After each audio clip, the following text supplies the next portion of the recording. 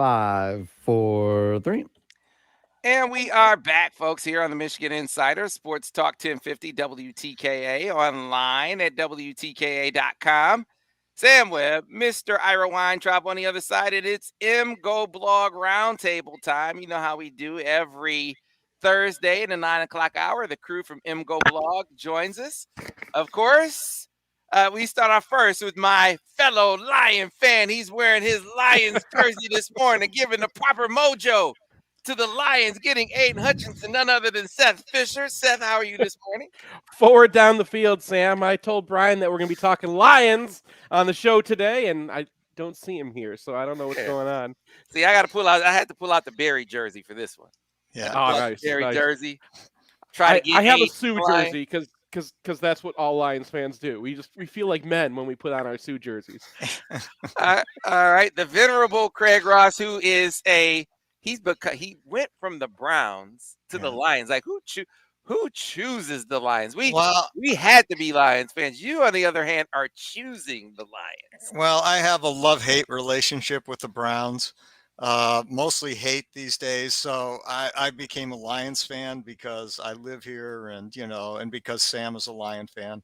So I've become a Lions fan, and I still pay attention to the Browns. All right. You can't let Craig fool you like that. His favorite team is whoever he picks on Sundays. He'll pick every game, and he'll come find me and be like, "Did you see what my favorite team did today?" And it's just fill in the blank. And that voice is making his MGoBlog Roundtable debut from MGoBlog, Dave Nasternak. Dave, how are you this morning? I'm doing well, Sam. Thanks for having me on today. Absolutely. So guys, I feel like we should attack the news week, the sports news week, in order. The first big news item we got: Aidan Hutchinson back in Ann Arbor for year number 3. We had been talking. Aidan Hutchinson, really? We got him back. Aidan Hutchinson's going I back? am really excited. I'm just my bad. Hunter Dickinson coming back for year 3 for the Wolverines. Something that we've been talking about for weeks, right? We've been saying that Hunter was telling folks on the inside that he's going to be back in Ann Arbor. They were saying it inside, but still kind of waiting to see wait until it was official and he made it public. Well, he did that. Back for year 3. This is huge news for Michigan. Huge news for him, and this is an NIL play all the way, Seth. Well, actually, Hunter made it clear what put him over the top, and it was our photographer Mark Greger's photo of where he's standing like Les Miserables in front of everybody, and like the love that he had, like that vision of himself was really what put him over the. Seriously, like that. It is one of the best photos you guys have ever posted. Mark did an unbelievable job, and I told him that it's one of the best photos ever out of Chrysler. Period. MG is incredible, and he's for hire. So anyone who's looking for a photographer, shout out to him. But really, I think that Hunter realized there's a lot of love here from Michigan, and I think Michigan fans made it very clear to him, both through NIL and also just the people who were interacting with him. And when he was going to Tigers games and like showing up at the hockey games and like that, you saw that guy sprawled out everywhere, right? And wherever he went, Michigan fans were just all over him. NBA fans were not like, "Hey man, I hope you get drafted by my team." I don't think I don't imagine NBA teams themselves were saying much of the same. So I mean, it makes sense for him, and I'm glad that we've gotten to that point, because when we talked about this years ago, we said you got to pay the players. One of the main reasons we said that the NCAA should just allow this is that they get to keep some of the players that they wouldn't otherwise. And Hunter Dickinson's a great example of a guy who is very valuable to college football. He's a heel. Everyone loves to hate him. If they're not playing, if he's on your team, you love him. He makes college basketball way more fun, and he would not be doing the same thing in the NBA. This is really a great point, Seth. Because if you look around just the Big Ten, for example, yesterday, what's the kid? Coleman Hawkins at Illinois. Now, Illinois has lost 9 players or 8 players already, either NBA or portal. And nobody wants to play for Underwood. Yeah, and Hawkins is saying, I think I'm leaving. And Grandison may be leaving too. So they have nothing there. And so there's a team that should be interesting this year and may be completely boring. Kofi decided finally he is going to the NBA. And so you know, you don't want a whole league with everyone saying, who's this guy? Who's that guy? Who's this? You know, you want a league with some star power and some continuity. And so your point is really good. And incidentally, Michigan right now, if you look over the rosters, with or without Musa and Caleb, probably is going to be the favorite next year because Hunter's back and because of what else they have coming back. You know, aside from the probability, my guess that Caleb will probably be back at least. I don't know about Musa. Yeah, that's my belief too. Dave, big news. Hunter coming back. No, it is. I mean, I was kind of more on the team of like I always sort of thought he might a little bit, like you were saying originally. I mean, Craig makes a good point about bringing a star back. The thing is in college basketball, though, is like with the transfer portal, you know, teams change over a ton every year. So you never really know what your entire team is going to look like. And every time you think it's set, something else happens. And, you know, what did Minnesota lose their entire roster and then went on an early season run and won a bunch of games no one thought they were going to win? They came to Chrysler. So, I mean, it's really exciting about Hunter, but you kind of have to let time go also and see how all the other pieces fall and then kind of what you have. Yeah, that was the interesting thing about Coleman Hawkins and talking about Illinois. He was like, kind of want to see what happens. So, you know, what's going to happen with the roster, who's going to come, who's going to go. And he talked about the communication not being the best over there, right? It was like, man, nobody wants to play for Underwood. like, what circumstance would you come back? Sounds like it's a place you don't want to be at, but very, very different for Hunter with this squad, with this coaching staff. And again, this is the upside of NIL. The flip side of NIL, and this is something that I know the players are thinking about. This is something I know that raised Hunter's eyebrow. Did you guys see the Nigel Pack deal? Yeah. 400,000 a year plus a car. You know, man, I mean, it doesn't get more brazen or blatant than that. That NIL is an enticement. It's a recruiting inducement. I mean, it's what they said you weren't supposed to do. You can find a way, an interpretation that allows you to do it that way. So it gets back to our question that we debated a bit last week. I mean, should you have a more liberal, the most liberal interpretation of NIL rules possible until there is some rigid, there's some rigid rule book, some finite consequence for violations. I mean, for now, it seems like the schools are really doing what they want. Should does not matter. Because should is a question of what does the NCAA regulate, and the NCAA has no power whatsoever to regulate this.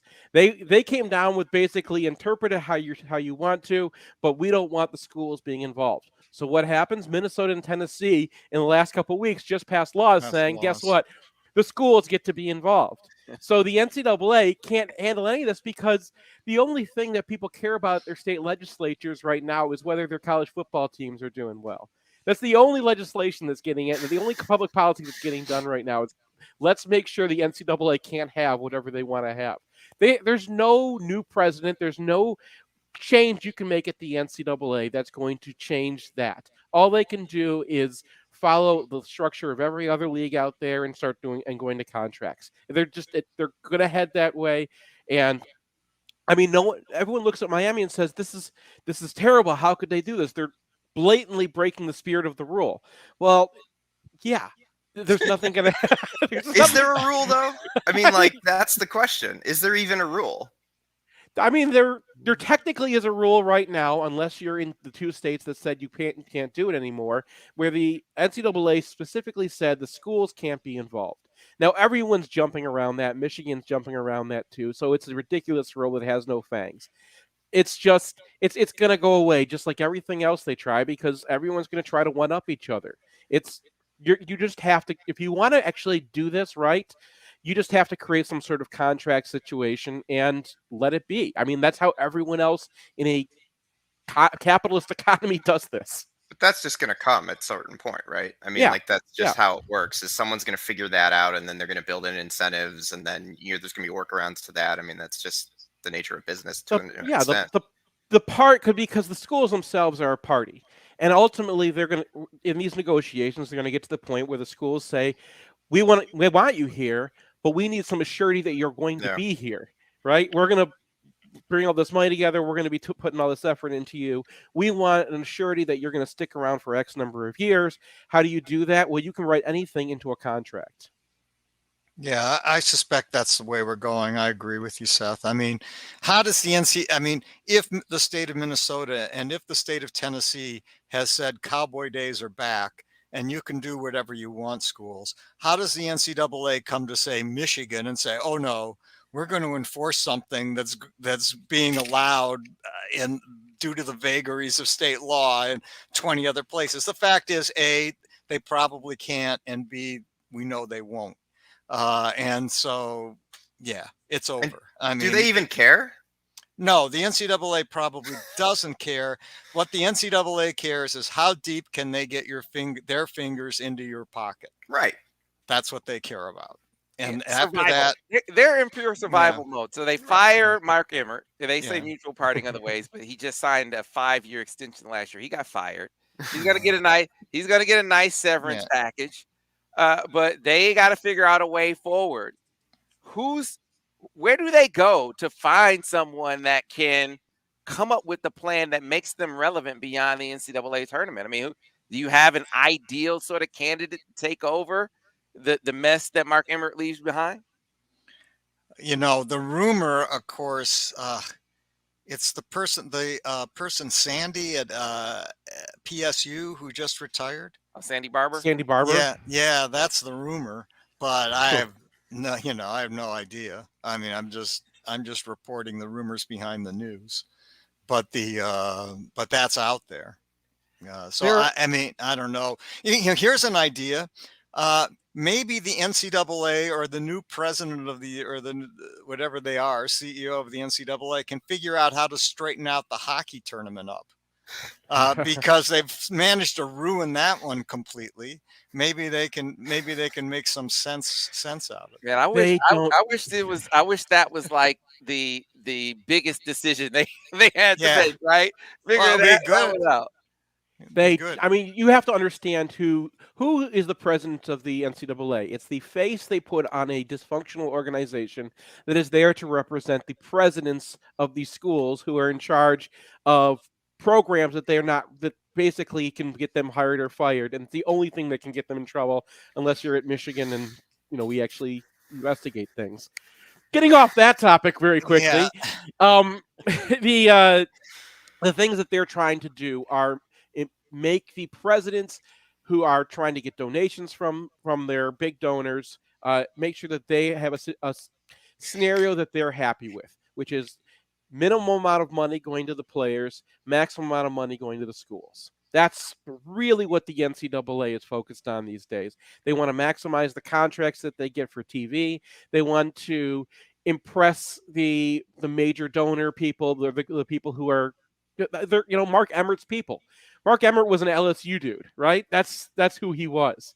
So that's exactly who they're focusing on, and who replaces Mark Emmert really doesn't matter because the system is not going to change. The NCAA is completely broken. It doesn't have anything to do with collegiate athletics anymore, except for how much can they, profit from it and keep salaries down.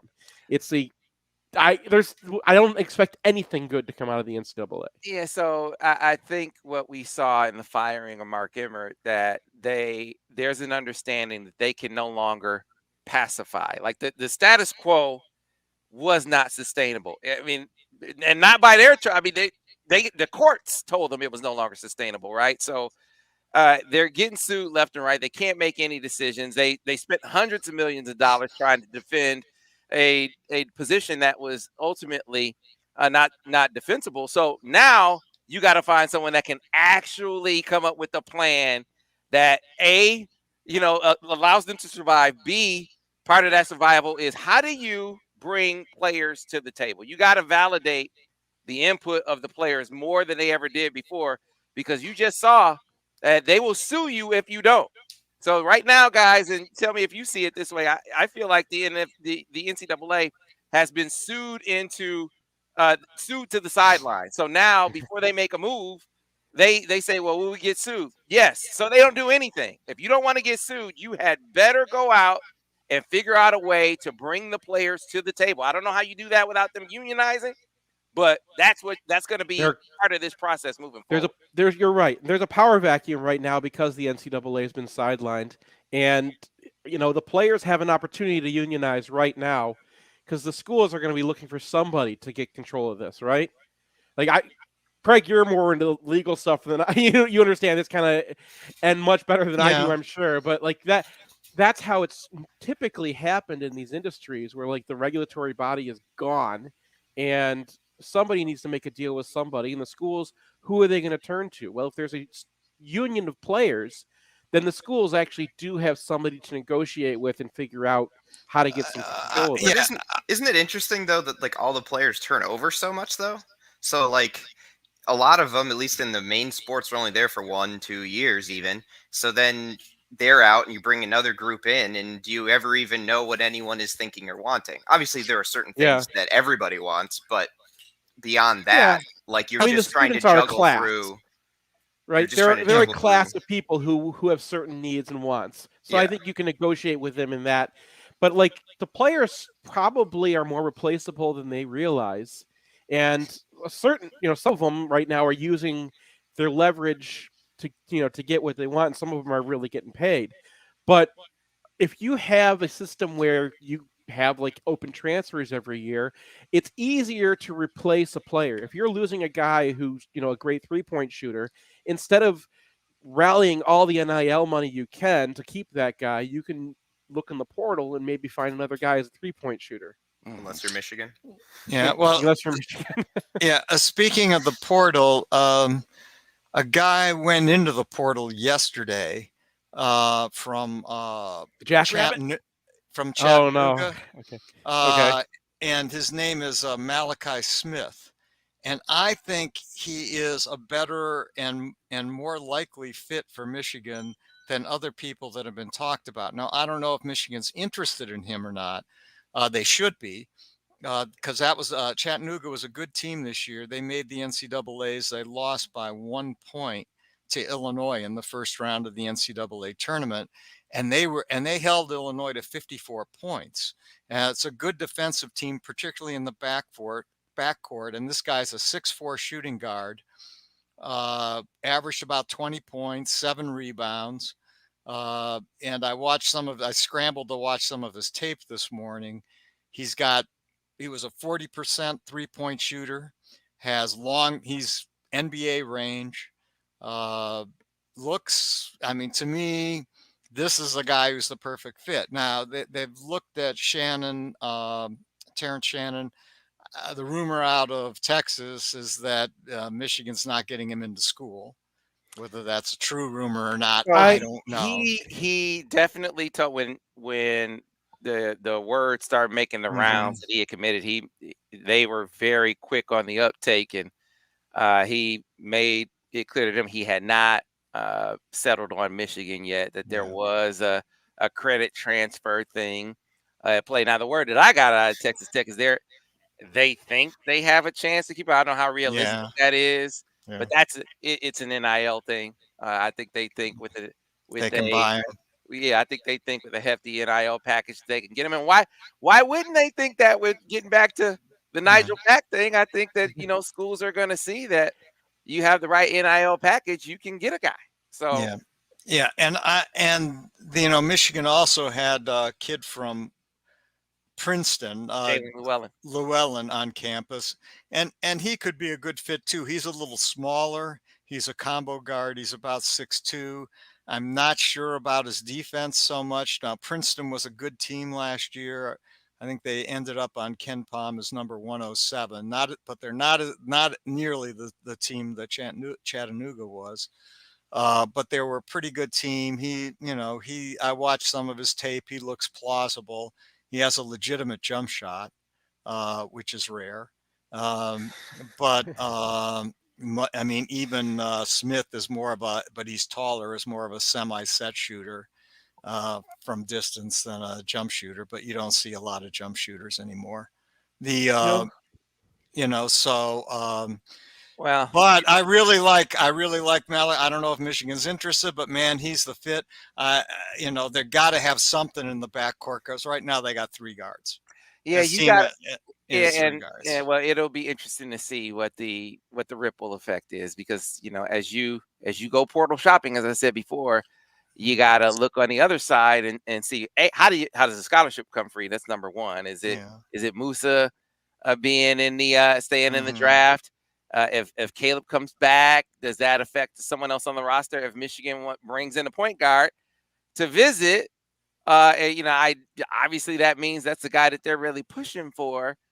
What does that do to any point guard or combo that's already on the roster? That is a legitimate question that they obviously have to deal with moving forward. So I can't say what the roster is going to look like next year, even beyond the question of Musa and Caleb. I don't think that there's any way they're going to get back everybody. Yep. Like if Musa actually does go through the draft process and nobody guarantees him like a late first round and he comes back, I think Caleb Houston's going to realize, man, I'm kind of pushed out here, especially if Michigan's going to get a wing, because Houston needs to kind of move down to the 4. And I think that's going to be the plan for him if Musa doesn't go. So, I mean, you got that going on. You don't really know what's going on in your backcourt. They have certain guys that haven't played that much who might think that they deserve more playing time. And depending on how those decisions go, that will affect them as well. So scholarships are going to open up because playing time is just not there. No one's even mentioned Bear Shearman, by the way, the Jackrabbit. That was the ridiculous player out of South Dakota State. He just entered the portal too. Now he might have a destination in mind. I think Kansas is looking at him or something. But that's another perfect fit. There are other guys out there.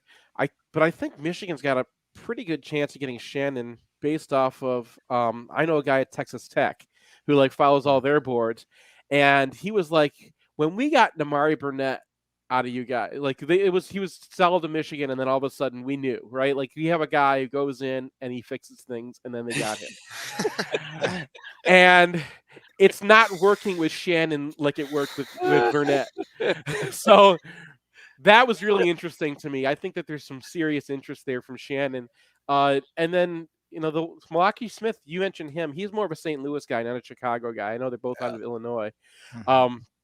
And so I think he's got a destination that he's coming out with in mind as well. But we can't just throw names out there all the time. But no, you can't. But I think the conversation that we've been having here for the last 20 minutes about NIL applies. So Tim McCormick and I sat down for a lengthy conversation with Hunter Dickinson that I'll be posting tomorrow probably. And his opinion, not getting specific to any guy, his opinion is that these decisions for portal guys, so let's set aside recruiting for a minute. Decisions for portal guys rise and fall on NIL. He was adamant about it. He said, you aren't going to get guys if you don't have an NIL package on the table, period. He said that's anyone, Michigan included. If you don't have NIL down for these guys, you aren't getting them. So I don't know what that means when it comes to Terrence. I don't know if that means, he's hanging around Hunter, he sees the NIL possibilities, right? But they're possibilities as opposed to absolutes. Is he willing to take a shot on the possibility, the good possibilities, or does he need the absolute on the table in order to choose a place? I mean, I think that's a pressing question here. Michigan's in a good position if they realized it, if they could get this pulled together, where NIL is going to make the decision. But Michigan's in a spot where they have Juwan Howard, they have the degree. If everything else is equal, Michigan can win these things. I think if the money was the same, if Michigan say, oh yeah, we'll match whatever Texas Tech's going to give you, I think they would be done. I mean, that's not me coming from an insider information. That's just I imagine that's where these things are going, just based off of how much he's visited, how long he's been talking about Michigan. I think that would be true for a lot of these recruitments. If Michigan was able to say, look, whatever they're going to offer you, we're going to match, and then we're going to be Michigan on top of it. There's no way for them to beat you. But then they have to get them into school too, right? And that's been a hang up at times as well. And that's been the rumor from Texas Tech. The rumor from Texas Tech is Michigan ain't, is not letting them in, or isn't going to transfer the credits. Yeah, now, maybe that's not. Yeah, it's the credit transfer. Getting them into the school. Getting them in is one thing. It's the credit transfer. Well, right. That's right. Yeah. And that's been a problem since I was in school, and I took some classes in France and then couldn't get them to transfer and had to put off my graduation for a semester. Like, this has been a problem at Michigan for such a long time because Michigan has this imagination that the classes that they teach are, somehow in a greater air than other college courses to a degree where they don't let it transfer unless you can find like an exact copy of the class. Now, a guy who's transferring like from Detroit Mercy or Wayne State, that happens so often that they actually have a lot of these connections made, right? These are previous transfers just in the regular student body. And really, what they're asking them to do is transfer like they're a regular student. You have to get into the school, and then you actually have to transfer your credits like a regular student. There's no special dispensation for transferring credits. Michigan could follow the lead of every other school, including a lot of schools on their level academically, to make that happen. Northwestern has figured out a way. Northwestern's a pretty good school. That degree is still worth something when you get out of there. It just, they're not under the control of anybody who can change it. So they actually, that office is siloed from people who can make decisions based off of how much they like football by design. So it's really hard to make that change. Right. All right. We need to slide in a break here. When we come back on the other side, we're going to shift gears and talk NFL draft. Will Aidan Hutchinson go number 1? Will the Lions have him on the table at number 2? And if he's on the table, is there any way that the Detroit Lions pass on another Wolverine? Like they passed on Lamar Woodley, like they passed on David Harris, like they passed on Brian Greasy, like they passed on Devin Bush. We can go down the line. They can't really seriously be contemplating passing on Aidan Hutchinson, can they? They passed on Tom Brady, too. Well, everyone passed on Tom Brady. I know, but still, they were closer to Tom Brady than anybody else. And they needed a quarterback that year, and too. It wasn't like the Lions have had a quarterback since Bobby Lane. So, all right, we will discuss on the other side here on the Michigan Insider on Sports Talk 1050 WTKA, The Ticket. And we are clear on the radio. So what I gathered from Hunter is there is a huge gap between the perception of what Michigan should be doing and what they can do. They are doing a huge gap. So because I even saw the number today. I don't know if this is crazy that Hunter will get $1 million. I saw that today. Now I don't know if that's crap or anything, but Yeah, so and I'm talking. And let me phrase it better. His and their, because I think he was talking from the perspective of not just his own perspective, but the perspective of student athletes. Their perception of what Michigan should be doing versus what they can do. What they can do. There's a big gap there, like a big gap that even if they don't feel like they can go down the Miami path, the Life Wallet path, the NIL collective path, they at least have to address it with the guys to let them know, or the student athletes, let them know why. There's a vacuum. But that's just a Michigan thing then, right? Incidentally, is Life Wallet a thing?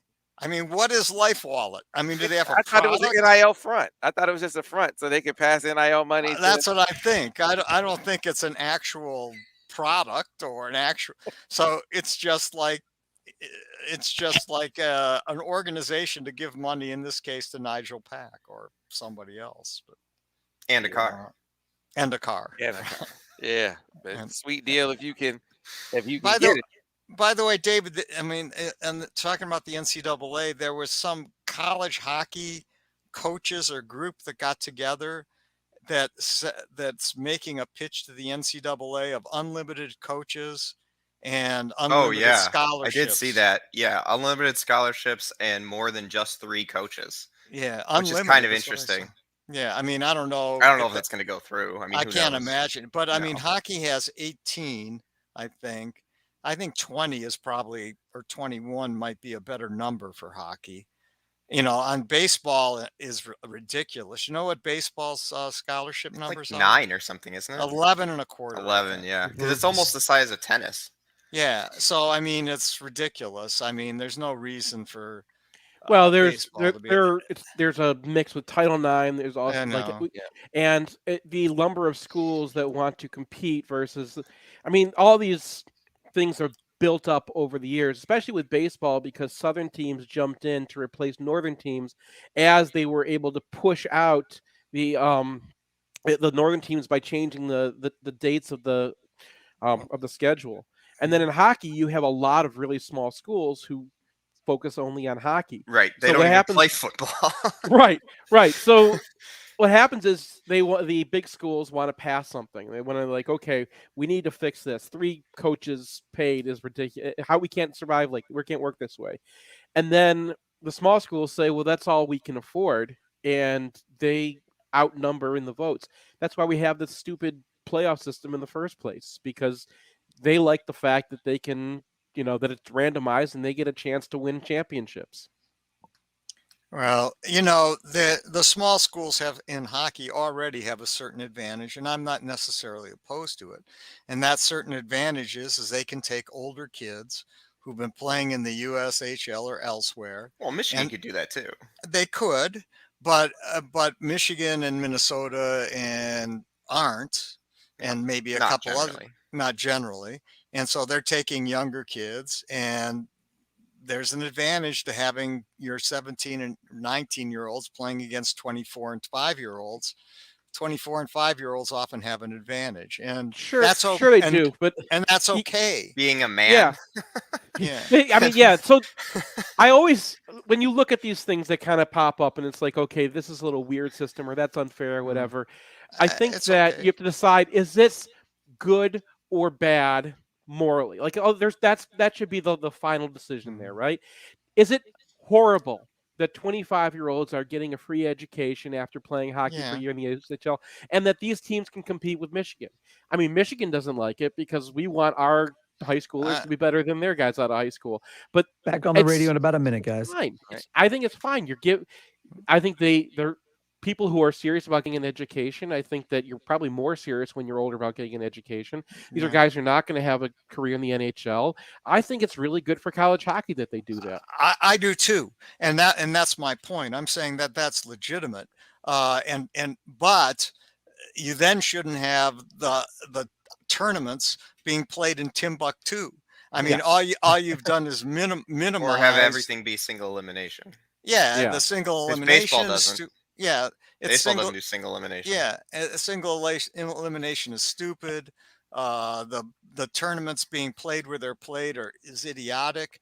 I mean, and all. Well, now you're starting to get like Mel is starting to say things like, "Hey, we need to have home sites, and we, go back to that." Right. Now, that's not going to happen right away. Mel needs to have a job next week. Right. But what I'm saying is you're having a leader of a prominent program. May 1st, incidentally, Sam, May 1st, isn't that the last day you can enter the transfer portal? Yeah, there is I think the deadline. It's the last day you can enter and be eligible this fall or winter. So football and basketball sports. Any fall and winter sports. You have to be you have to tell your school your intention to enter the portal by the 1st. And so as far as I know, no Michigan players entered the portal as of this moment. And it's like 2 days away or 3 days away. All right, guys, going back live on the radio in 5, 4, 3. And we are back, folks, here on the Michigan Insider Sports Talk 1050 WTKA, online at WTKA.com. Sam Webb, Ira Weintraub on the other side. Before we get back to the MGoBlog Roundtable, I want to remind those of you who are in the market for a new vehicle, get on board with Brighton Ford. Through May 2nd, well-qualified lessees can lease a 2022 Ford Escape for as low as $299 a month, a 2022 Ford F-150 for as low as $333 a month, or a 2022 Ford Explorer for as low as $379 a month, all with only $2,000 down. No better time than the present to get on board with Brighton Ford. All right, so guys, before we went to the break, I asked a question, and admittedly, this comes from a conversation that I had with Nick Baumgartner the other day, covering the NFL draft and obviously college football for The Athletic, and said, hey, there's word from around Ford Field that the Lions really like Kayvon Thibodeau, so much so that, can't really, people he talked to can't really call it, can't really say for sure that they being the Lions, would take Aidan Hutchinson over Kayvon Thibodeau if Aidan's on the board. Do you guys buy that? Is there any way the Lions would leave Aidan Hutchinson on the board and take Kayvon Thibodeau over him? What do you think? Let's start with you, Dave. Well, I don't know. I think, like you were talking earlier about the Lions passing on different Michigan players, but at the same time, like, if they're building for the guy with the highest upside, or if they're trying to appease the fan base now, like, those are different questions, right? And you mentioned even off the air about like Sauce Gardner, and there's a lot of pieces they could go to. The Lions are in an interesting spot because they probably don't need an offensive tackle the way that like a lot of other teams do. And so there's really, now you're getting down to which defensive end do we like more. And if they like the upside of Thibodeau more, and they think that he has, a chance to have a higher ceiling or something, I mean, you could do it. And as much as like I'm a Michigan fan, or I'm allegiances to professional sports teams, like I've rooted for the Jets for years. When they drafted the center out of Ohio State, I was really thrilled because he was really good, and I had to hate the guy for 4 years. And then I'm like, hey, try to go win me Super Bowl now. So I think that at that point, like, yeah, you would like to get your Hutchinson jersey, or you'd like the guy you rooted for in his formative years. But ultimately, like, you got to go with who you think is going to be the best prospect. And if they like his tape and they like what they think he can bring, I mean, as a Lions fan, isn't that what you want? I feel like if he was if the gap was significant, like if I thought Kayvon Thibodeau was that much better than Aidan Hutchinson, I'd take him. That upside was so much greater. But if I just think it's a little greater, if I think the gap is, is sort of, it's kind of narrow, he's a little bit better, there's no way, in my opinion, you can afford to take. Can you imagine the pressure? Isn't that the difference in the NFL, though? Is just that little bit? I don't know. If that's the difference, then you take the guy that has, he was the player catalyst for the turnaround of one of the most storied programs in college football. Like, he was the guy, the main guy. He put up big stats in big games. He's a super culture fit. Like, if you guys, Sam, you guys are coming at this all wrong. It's like earlier in the show when you're like talking about the NCAA as like an organization that runs college athletics. No, it's not. And Lions are not an organization about winning football games. You know what Aidan Hutchinson is? He's a winner. What are the Lions? Losers. He's not a culture fit for the Lions. The Lions are the 16th most best team as far as attendance, and they're 10th in the league as far as profitability. Why would you upset that? You don't have to win as the Lions. All you have to do is put people in Lions jerseys. Now, I'm a Michigan fan and I'm a Lions fan. I did not choose to be a Lions fan like Craig. I don't know what you were thinking there, but I was born into this. All right. And the only way that I can reconcile those two is I root for Michigan to win, and I just watch the Lions. Now, if they're going to entertain me one way or another. If they're winning, it's fun. If they're losing, they still find very entertaining ways to lose because they are, let's say it again, losers. So why would you want your Michigan fandom wrapped up in that? Listen, hey. Also, why would you wish that upon Aidan Hutchinson? If because the alternative is you're wishing Trent Baalke on him. You're wishing the Jacksonville Jaguars. Well, no. He could go to a better. There are other teams out there in the draft because if he's there for the Lions to skip, then Trent Baalke has already skipped him, right? Yeah. That's true. So like, yeah, go to the Texans. That's kind of like oh no. that's been the alternative is that, hey, he's gone at number one and he's not on the board to pick. But if he is there, I mean, so who's right after the Lions? Who's picking third? Texans. the Texans. This is you wanted to go to the Texans. This is what happens at the top of every NFL draft. There are not like Patriots and Packers and Saints and teams You talk sitting about at the a top of the train draft. wreck. You talk about a train wreck of an organization. They traded DeAndre Hopkins for essentially nothing. Who knows what they who didn't know that Deshaun Watson had a problem because all those to get in front of it. Those clearly franchises the dude was running are train roughshod wrecks. for a while there. Wait a minute. They get bad and then they go good again. The only team that's consistently there in the train wreck area are the Lions. Everybody else will spend some time down with us a little bit, and people be like, "Oh my God, the Vikings are terrible. They're never going to win again." Do you remember? Like there was a decade where the Bucks were like the worst franchise in football. Remember? Like they'll all spend some time here with us. Yeah.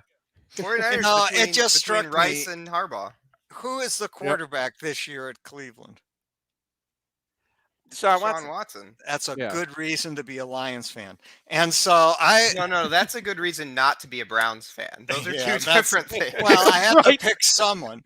And you still have 30 teams left to choose from before don't you worry, get to the week Lions. 1 on Sunday, he'll be on someone else's bandwagon.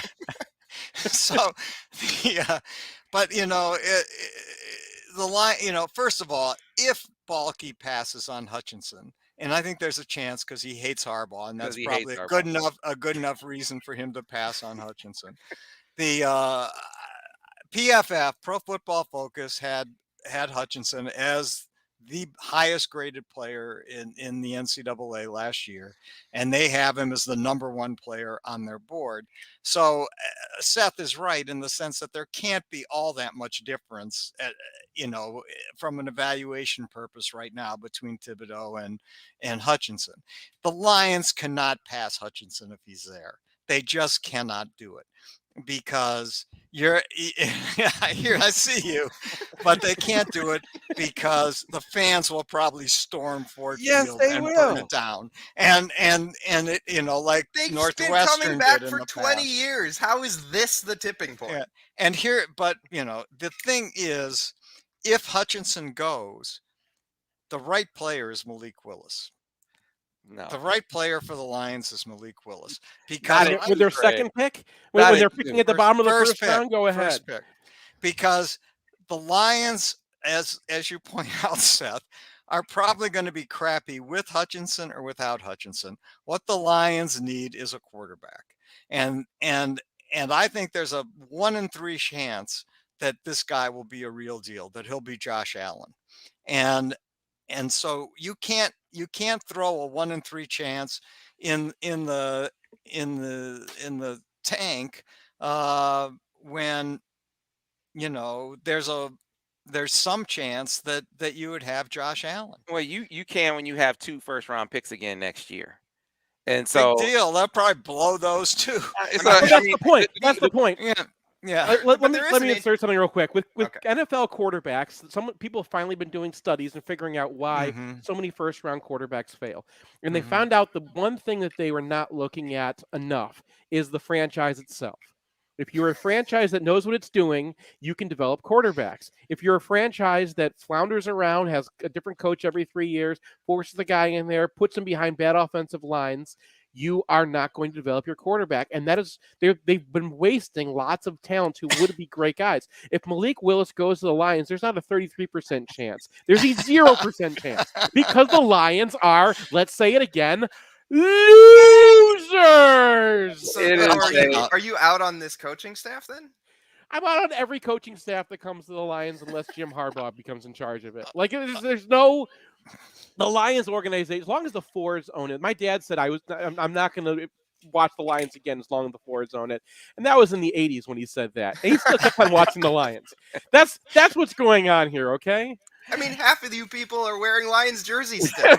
That's because you can enjoy them. They're entertaining. They are going to entertain you all the time. That's why they are still one of the most profitable franchises in the league, despite all the losing. They never have to change a thing. No, you got to look at it this way. Is Malik Willis, is there a reasonable facsimile of Malik Willis, or is there likely to be one in next year's draft? And yes, He's not this once in a. You're going to be able to find a guy that good next year. So I was talking to Alex Drain about this, and the really interesting thing that he said about that is, like, I said, well, why don't you do that? Pick somebody and then take some quarterback high next year. And he goes, well, because the issue is, and this is going to go against everything Seth just said, unfortunately, but is they actually might be all right this year. And then maybe you don't have a top 5, maybe you don't have a top 8 pick, and then are those quarterbacks gone by that? But you'll have the ammunition to move up. You have 2 first-round picks. You can move up.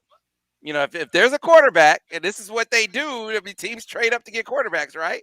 If there are other teams that don't want him, though, you know, true, I mean, some teams aren't going to trade out of that spot. No one's trading out of a spot when they can get Joe Burrow. Right. I mean, and it don't matter what you offer them, because because quarterbacks in the NFL are the deal. Yeah. And Seth makes a good point. You know, Pittsburgh will draft Malik Willis. He'll be a star. Mm-hmm. And we'll all say, well, yeah, it's Pittsburgh because that's a real organization as opposed to the Lions, which is, you know, a Mickey Mouse organization. And so that's, you know, but I don't know how to solve it. But yeah, I think Alex is wrong. You can't win. I mean, Jared Goff stinks. I mean, they're going to be, you know, they're going to be at the top of the draft next year too. So the point of perhaps taking the best player available makes sense. But to me, only if the best player available is Aidan Hutchinson. I still like Sauce. I still like Sauce Gardner if Aiden's not on the board. A lot of other people like it. I mean, they like Thibodeau. They like you can drop down. If somebody really wants Thibodeau and he's there, like, or someone really wants Hutchinson and he's there, there are teams that might, you know, trade up to get him there. And like, you can do that too. You can trade down to, like, you know, pick 10 or something like that, and Sauce might still be there. You know, yeah, they'll take Hamilton, who's teased to board 2.0. They'll take another human snail. They play different positions. I don't care. You still got to be able to move your feet in the NFL. You don't think Hamilton can move? No. Did you watch him at all this year? He and Hutchinson were the 2 freaks on the field. That's what I'm saying. Tease to board in the secondary. He's teased to board 2.0. If they had made Tease Tabor a safety, he might have been in. He still would have been too slow. Yes, maybe. Kyle Hamilton's faster than him, though. He's faster than Tease Tabor. That tells you something about how bad that pick was. Anyway, that'll do it for today's show. Another great roundtable session as always. We'll be back tomorrow, recapping the draft, recapping the Softball Academy. Still time for you to make your donations to the Softball Academy, your home run derby participant. A lot of great fun to be had on the softball field today. So hope to see a lot of you out there. That'll do it for us. We'll see you tomorrow here on the Michigan Insider Sports Talk 1050